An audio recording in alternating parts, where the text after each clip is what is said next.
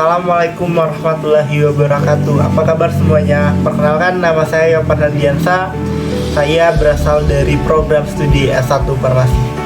Baiklah, di sini teman-teman, kami dari kelompok 7, di mana pada kesempatan kali ini kami diberikan tugas untuk membahas suatu permasalahan yang diberikan oleh dosen pengampu mata kuliah struktur molekul dan stereokimia, di mana yang mengampu mata kuliah ini adalah Bapak Apoteker Hoki Hermansyah Spam Empam.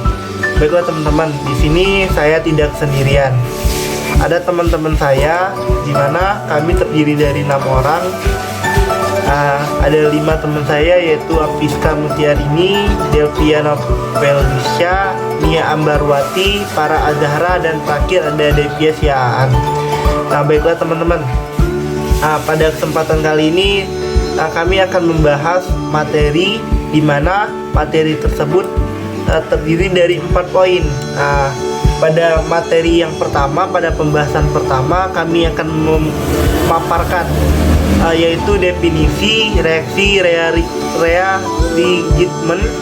Yang selanjutnya contoh dari reaksi reagitmen tersebut, dari reaksi oksidasi dan reduksi, dan yang terakhir adalah contoh dari reaksi asam basa. Nah, baiklah teman-teman, pada itu untuk pembahasan pertama akan dijelaskan oleh teman saya Delvia. Kepada Delvia, dipersilakan. Assalamualaikum warahmatullahi wabarakatuh. Perkenalkan, saya Delvia Novalisya dengan NPM 1022076 dari kelas B. Reaksi penataan ulang yaitu salah satu reaksi penting untuk pembentukan ikatan baru karbon-karbon di dalam sintetis organik.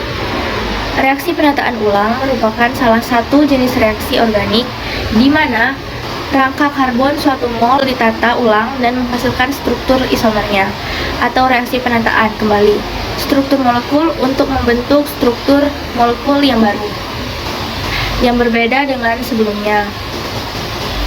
Reaksi ini dapat terjadi apabila suatu senyawa ditambah senyawa lain dan diperlukan pada kondisi khusus. Oke, pada bagian berikutnya itu adalah contoh dari reaksi rearrangement. Nah, seperti di PPT ini, substituen itu dapat berubah dari satu atom ke atom yang lain pada molekul yang sama. Pada contoh berikut ini, substituen air ini dapat berubah dari karbon 1 ke karbon 2. Nah, pada slide berikutnya, adapun contoh secara sederhananya itu adalah yang pertama itu perpindahan hidrogen. Perpindahan ini dapat terjadi apabila di sebelah karbokation ini terdapat karbon tersier, di mana yang kedua itu juga ada perpindahan alkil. Perpindahan ini dapat terjadi apabila di sebelah karbokation terdapat karbon kuartener. Nah, tujuan dari perpindahan ini adalah agar karbokation ini bisa lebih stabil. Nah, kita ambil contoh ya kan, yang dari perpindahan hidrogen. Nah, hidrogen ini maka akan berpindah yang itu hidrogennya, sedangkan pada alkil maka alkilnya yang akan berpindah. Nah, pada karbon kation yang contoh hidrogen ini, karbon kation ini kita berstatus secondary karbon kation. Nah, tepat di sebelah kirinya ini terdapat terakiri karbon. Di sini akan terjadi rearrangement, di mana atom H yang di bawah ini akan berpindah ke karbon kation, sedangkan muatan yang ada di karbon kation itu akan berpindah ke sisi sebelah kirinya, sehingga jika ditulis ulang maka didapatkan reaksi seperti yang ada pada gambar tersebut, sehingga didapatkanlah karbon kation yang lebih stabil. Lalu, pada perpindahan alkil ini dapat terjadi apabila di sebelah karbokation ini terdapat karbon kuartener. Nah, di sini kita punya karbokation yang bersatu secondary karbokation ya kan. Nah, lalu terjadilah perpindahan di mana muatan yang ini berpindah dari sisi kiri, dan salah satu alkilnya itu boleh yang mana saja berpindah, sehingga jika digambarkan ulang maka reaksinya seperti pada gambar. Nah, sekarang status dari kedua karbon kation itu akan lebih stabil daripada sebelumnya. Selanjutnya yaitu dikenal beberapa jenis penataan ulang sebagai berikut. 1. Penataan ulang Warner-Merwin. Penataan ulang Warner-Merwin adalah reaksi organik yang digunakan untuk mengubah alkohol menjadi olefin menggunakan katalis asam. 2. Yaitu penataan ulang Badman. Penataan ulang Badman adalah reaksi organik yang digunakan untuk mengubah oksigen menjadi karbonida dalam kondisi asam. Yang terakhir yaitu penataan Claisen. Penataan klasin adalah reaksi organik di mana alin penil eter diubah menjadi senyawa karbonil tak jenuh dengan input panas atau asam Lewis. Assalamualaikum warahmatullahi wabarakatuh. Perkenalkan, saya Farah Azahra dengan NPM F1G022-020. Di sini saya akan menjelaskan mengenai reaksi redoks. Jadi reaksi redoks ini merupakan reaksi gabungan antara reaksi reduksi dan juga reaksi oksidasi. Reaksi redoks ini berperan dalam semua proses kimia. Pada reaksi ini, atom melibatkan bilangan oksidasi. Dalam reaksi redoks ini ada pada perubahan muatan atau oksidasi pada atom-atom tertentu dan bukan pada pergantian suatu senyawa. Di sini terdapat contoh pada Fe biloxnya itu 0 dan kemudian menjadi plus 3.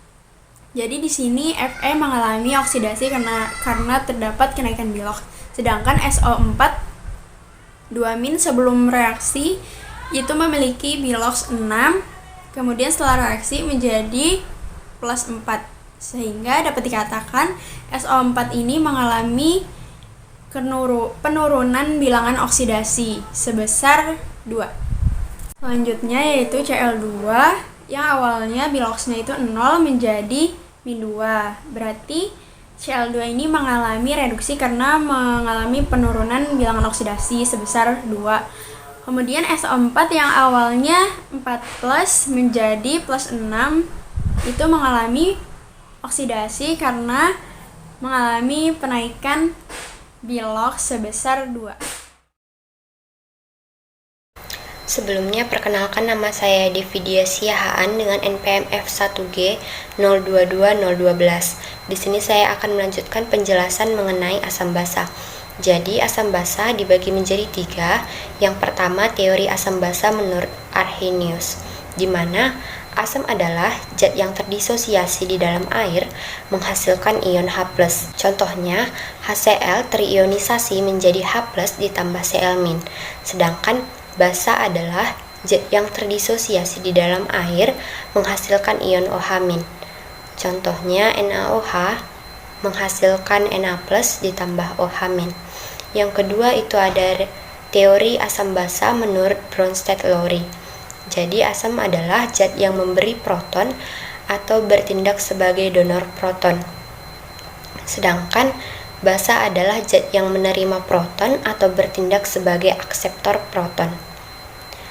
Contohnya HO ditambah HCl menghasilkan H2O ditambah Cl-, di mana HO ini bertindak sebagai basa, dia akan menerima H+, sedangkan HCl bertindak sebagai asam yang akan mendonorkan H+.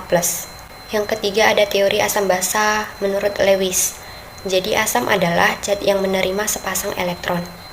FeBr3 ditambah Br2 menghasilkan FeBr4- ditambah Br+, di mana FeBr3 di sini sebagai asam Lewis, dia akan menerima elektron atau disebut sebagai akseptor elektron. Selanjutnya basa menurut Lewis yaitu zat yang memberikan sepasang elektron.